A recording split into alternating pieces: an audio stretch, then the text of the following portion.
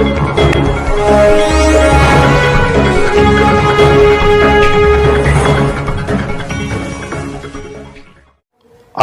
आप देख रहे हैं सिटी न्यूज 24। सिटी न्यूज 24 से मैं रजाली जाफरी। आइए देखते हैं आज की मुख्य खबरें। 2024 के चुनाव तो अब आ रहे हैं। हमारी रणनीति तो शुरू से ही बन गई थी कि राष्ट्रीय लोकदल को हमें आगे लेके चलना है। माननीय जयंत चौधरी जी के विचारों को हमें आगे बढ़ाना है। जो चौधरी चरण सिंह जी ने सपना देखा था कि किसानों के लिए, मजदूरों के लिए, उनको आगे लेकर चलना है। समाजवादी पार्टी 7 सीटें दे रही थी, 4 सीटें नहीं दे रही थी, 7 सीटें दे रही थी, जिसमें से 4 सीटों पर वो अपने साथी उतारने की तैयारी कर रही थी। सिंबल हमारा आदमी उनके, इसलिए हमारे माननीय जयंत चौधरी जी ने जो गठबंधन को है तोड़ना ही सही समझा। माननीय प्रधानमंत्री जी ने जो है, मोदी जी ने हमें जो है मान सम्मान दिया। हमारे जो चौधरी चरण सिंह जी हैं, पूर्व प्रधानमंत्री, उनको जो है सम्मान दिया और भारत रत्न दिया। सर, आप अपने सम्मान के लिए काम कर रहे हैं या किसानों के सम्मान के लिए काम कर रहे हैं? किसान सड़कों पर हैं और आप अपने सम्मान के लिए जो है भारतीय जनता पार्टी में विलय कर रहे हैं। अगर आज हम एनडीए में हैं तो इसका मतलब ये नहीं है हमने किसानों को छोड़ दिया। प्रधानमंत्री अमेरिका जाते हैं, अरबिया जाते हैं, पूरी दुनिया में घूमते हैं, मणिपुर क्यों नहीं जा पाए? अभी हमें कुछ दिन ही हुए हैं एनडीए में आए हुए। सिटी न्यूज 24 में आपका स्वागत है। मैं हूं शादाब मलिक। आज हम बात करेंगे लोकसभा चुनाव 2024 को लेकर। आरएलडी नेता हमारे साथ मौजूद हैं, उनसे उनका परिचय लेंगे। अपना परिचय दीजिए। मेरा नाम शमीम अहमद है, राष्ट्रीय लोकदल जिला अध्यक्ष अल्पसंख्यक प्रकोष्ठ सहारनपुर। शमीम साहब, 2024 इलेक्शन की अभी घोषणा होने वाली है, आचार संहिता लगने वाली है, तो क्या 2024 के लिए आपकी रणनीति है? क्या प्लान है आपके? देखिए, 2024 के चुनाव तो अब आ रहे हैं। हमारी रणनीति तो शुरू से ही बन गई थी कि राष्ट्रीय लोकदल को हमें आगे लेके चलना है। माननीय जयंत चौधरी जी के विचारों को हमें आगे बढ़ाना है। हमें उनको जो है, उनकी पार्टी को आगे लेके चलना है, यानी कि हमारी पार्टी को आगे लेके चलना है। और जो चौधरी चरण सिंह जी ने सपना देखा था कि किसानों के लिए, मजदूरों के लिए, उनको आगे लेकर चलना है। हम लोग सहारनपुर के अंदर जनसंपर्क करते रहते हैं, चुनाव के तौर पर नहीं, वैसे भी हम पब्लिक से मिलते रहते हैं, लोगों के पास जाते रहते हैं, उनकी समस्याओं को समझते हैं। और आपने देखा भी होगा, हमने कई जगह जो है कई समस्याओं का निवारण भी करवाया है। अच्छा, आपने जो भी भारतीय जनता पार्टी के साथ गठबंधन किया है, और समाजवादी पार्टी में आपको 4 सीटें लोकसभा की मिल रही थी और भाजपा में 2 सीटें मिली हैं, क्यों? आपको ऐसा क्या लगा कि आपको भाजपा में जाने की जरूरत पड़ी? और कहीं ना कहीं ऐसा तो नहीं है कि जैसे जयंत चौधरी जी के पिताजी सत्ता की मलाई खाते थे, वही जो आदत जो है जयंत चौधरी जी के अंदर आ गई? नहीं, ऐसा नहीं है। ऐसा है कि जो हमारे माननीय जयंत चौधरी जी हैं, उनके आदेशानुसार जो उन्होंने आदेश किया उसके हिसाब से हम लोग चले। हमें समाजवादी पार्टी 7 सीटें दे रही थी, 4 सीटें नहीं दे रही थी, 7 सीटें दे रही थी, जिसमें से 4 सीटों पे वो अपने साथी उतारने की तैयारी कर रही थी। सिंबल हमारा आदमी उनके, इसलिए हमारे माननीय जयंत चौधरी जी ने जो है इस आदेश को जो है, इस जो गठबंधन को है तोड़ना ही सही समझा। क्योंकि जब हमारे साथी हैं तो हम क्यों ना अपने सिंबल पे अपने साथियों को लड़ाया जाए। अच्छा, भाजपा ही क्यों, कांग्रेस क्यों नहीं और बसपा क्यों नहीं? सभा को चलिए आपने छोड़ दिया। और अब बात आती है, आपने भी बात की है किसानों की। किसान सड़कों पर हैं, ऐसे हालात चल रहे हैं, उसको देखते हुए आप जो है भारतीय जनता पार्टी में गए हैं, तो किसानों के लिए आप लड़ने वाले थे। अब किसानों की एंटी जो है पार्टी, उसकी सपोर्ट में क्यों चले गए आप?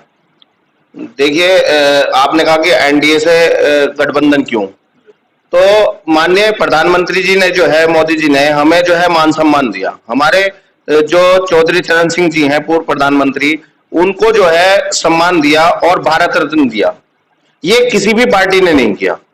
सर, आप अपने सम्मान के लिए काम कर रहे हैं या किसानों के सम्मान के लिए काम कर रहे हैं? किसान सड़कों पर हैं और आप अपने सम्मान के लिए जो है भारतीय जनता पार्टी में विलय कर रहे हैं। राष्ट्रीय लोकदल जो है वो किसानों की ही पार्टी है और मजदूरों की पार्टी है, और आज भी किसानों के लिए लड़ रही है और मजदूरों के लिए लड़ रही है, और हमेशा लड़ती रहेगी। हमारे माननीय जयंत चौधरी जी किसानों के लिए ही जीते हैं और किसानों के लिए ही जिएंगे। अगर आज हम एनडीए में हैं तो इसका मतलब ये नहीं है हमने किसानों को छोड़ दिया। हम एनडीए में रह के ही किसानों के लिए जो है हक की लड़ाई लड़ रहे हैं। किसान सड़कों पर क्यों है फिर? देखिए, हर आदमी को लोकतंत्र में बोलने की जो है स्वतंत्रता है। वो अपने हक के लिए लड़ सकता है, अपने हक के लिए खड़ा हो सकता है, लेकिन कुछ मांगे ऐसी होती हैं जिनके लिए वो खड़े हुए हैं। तो हम ये नहीं कह रहे कि उनकी मांगे जो है जायज नहीं है, लेकिन इसमें भी बहुत सारी चीजें हैं जो कई किसान ऐसे हैं जो असली किसान है, शायद हो सकता है वो सड़कों पे ना हो, और जो किसान ये दिखाई दे रहे हो ये अपनी राजनीति करना चाह रहे हो। तो ये सारी चीजें बहुत बहुत चीजें हैं राजनीति में, वो आपको देखने को मिल रही हैं और आगे भी देखने को मिलेंगी। सर, किसान एक बहुत बड़ा मुद्दा है भारत के लिए। पूरे भारत के किसान एमएसपी को लेकर आए दिन किसी न किसी चीज को लेकर परेशान है।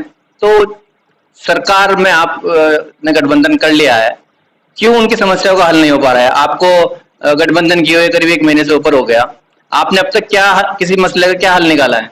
देखिए माननीय जयंत चौधरी जी इसके लिए जो है बात करते हैं, अंदर बातचीत चल रही है कि भाई अगर जो किसान परेशान है, जो मजदूर परेशान है, उसके लिए हमेशा उन्होंने आवाज उठाई है और अब भी आवाज उठावेंगे और उठा भी रहे हैं हम लोग।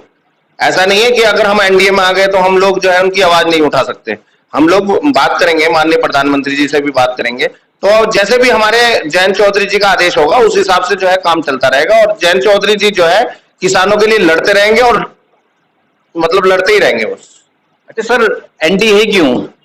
और सीएए और इधर किसानों का आंदोलन एक तरफ, सीएए क्या करना चाहती है भाजपा? और इलेक्टोरल बॉन्ड के ऊपर आप क्या कहना चाहेंगे? सर, अपनी व्यक्तिगत राय आप दे सकते हैं। इलेक्टोरल बॉन्ड पे खुलासे होने बाकी हैं, इस पर क्या कहना? ये जो इलेक्टोरल बॉन्ड है ये जो है कोई एक पार्टी ने तो लिया नहीं है, इसमें कांग्रेस ने भी लिया हुआ है, सपा ने भी लिया हुआ है।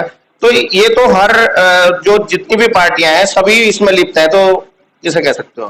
खैर बहरहाल जिनके यहाँ ईडी के छापे लग रहे हैं ज्यादातर उन्होंने बॉन्ड खरीदे हैं। खैर ये मसला अलग हो गया। मणिपुर में जो हुआ, जो हिंसा मणिपुर में हुई, महिलाओं को निवस्त्र कर सड़कों पे घुमाया गया, उनके साथ बलात्कार किया गया। प्रधानमंत्री अमेरिका जाते हैं, अरबिया जाते हैं, पूरी दुनिया में घूमते हैं, मणिपुर क्यों नहीं जा पाए? देखिए मणिपुर का जो मामला है वो मैं कहता हूँ निंदनीय है, उसकी मैं कड़ी निंदा करता हूँ। लेकिन जो है इसमें आप ये समझिए कि क्या केंद्र सरकार ने इसके लिए कुछ नहीं किया? क्या कहीं ना कहीं कुछ ना कुछ तो किया होगा उन्होंने। बताइए सर, क्या किया? देखिए ये तो केंद्र सरकार का मामला है और वहां पे बीजेपी की खुद की सरकार है, तो जैसे भी मतलब मामला शांत तो किया गया है वहां पे। सर, हिंसा अभी भी चल रही है, 1 साल के करीब होने वाला है, तो क्या किया है? आपको क्या लगता है क्या किया होगा? आपके सामने कोई बात आई होगी ऐसी कि उन्होंने कुछ किया होगा? वहां पे जाके भी नहीं देगा। देखिए महिला के सम्मान में जो है हमेशा जो है राष्ट्रीय लोकदल खड़ा रहेगा। अगर महिलाओं के साथ कोई भी गलत व्यवहार होता है, जैसा वहां पे हुआ या कहीं और भी हुआ, उसके लिए भी आवाज उठाई जाएगी और उसके लिए बातचीत भी करी जाएगी। अभी हमें कुछ दिन ही हुए हैं एनडीए में आए हुए, तो जैसे जैसे हम लोग जो है एनडीए में पुराने होते चले जाएंगे वैसे वैसे हम लोग इन चीजों के बारे में बात करेंगे। हमारे माननीय जयंत चौधरी जी इसके लिए हमेशा जो है खड़े हैं और खड़े रहेंगे। चलो ठीक है। अभी आपने सुना है कि शमीम अहमद साहब जिला अध्यक्ष अल्पसंख्यक मोर्चा राष्ट्रीय लोकदल।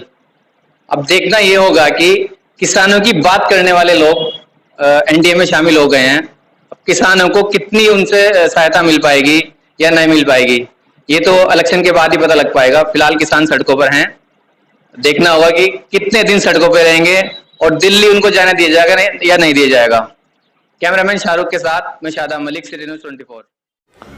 दिन भर की ताजा खबर देखने के लिए हमारे चैनल को लाइक करें, सब्सक्राइब करें, बेल आइकन को प्रेस करें।